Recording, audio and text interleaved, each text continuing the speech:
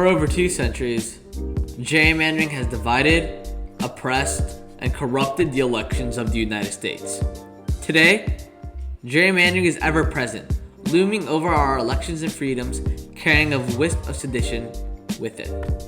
With 2016 behind us and the 2020 elections looming ahead, it's time to start thinking about the effects of gerrymandering on our elections.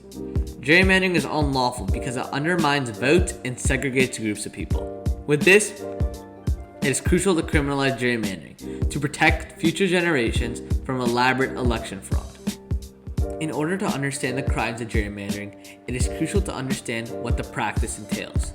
To quote the New York Times, gerrymandering is a practice intended to establish an unfair political advantage for a particular party or group by manipulating district boundaries.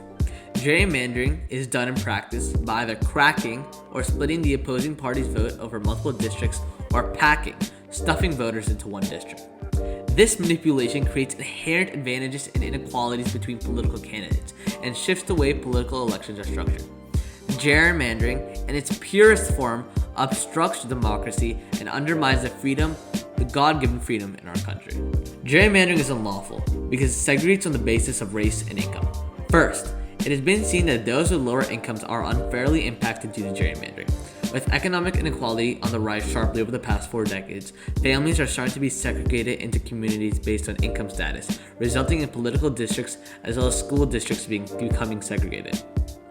Research from a variety of researchers found that between 1990 and 2010, the segregation of public school families by income between school districts had increased by more than 15%, according to Equitable.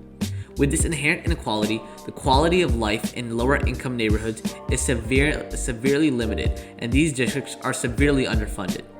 Districts are effectively abandoned because of gerrymandering, solely for the purpose of political gain. Along with that, gerrymandering segregates on the basis of race. To visualize, imagine the minority favored candidate can win in an election in a district if at least 30% of voters are minorities. What harm is done by the legislators packing the district up to 50% of minority voters? Much like political gerrymandering, it limits black and other minority influence in surrounding districts. It would require the creation of, for instance, a 50% and a 10% black district rather than 2 30% black districts. In other words, the requirement would give black voters 1 representative of their choice rather than 2. Minorities, especially blacks, have had their votes suppressed due to gerrymandering. In order to secure votes, politicians gerrymander to split up minority votes, which can ultimately decide elections. As a nation who has fought so much for racial change and continues to fight, how can we allow this racist practice to exist? To protect the poor and respect our minorities, it is time to get rid of gerrymandering. Gerrymandering not only segregates, but it also diminishes the value of votes in elections.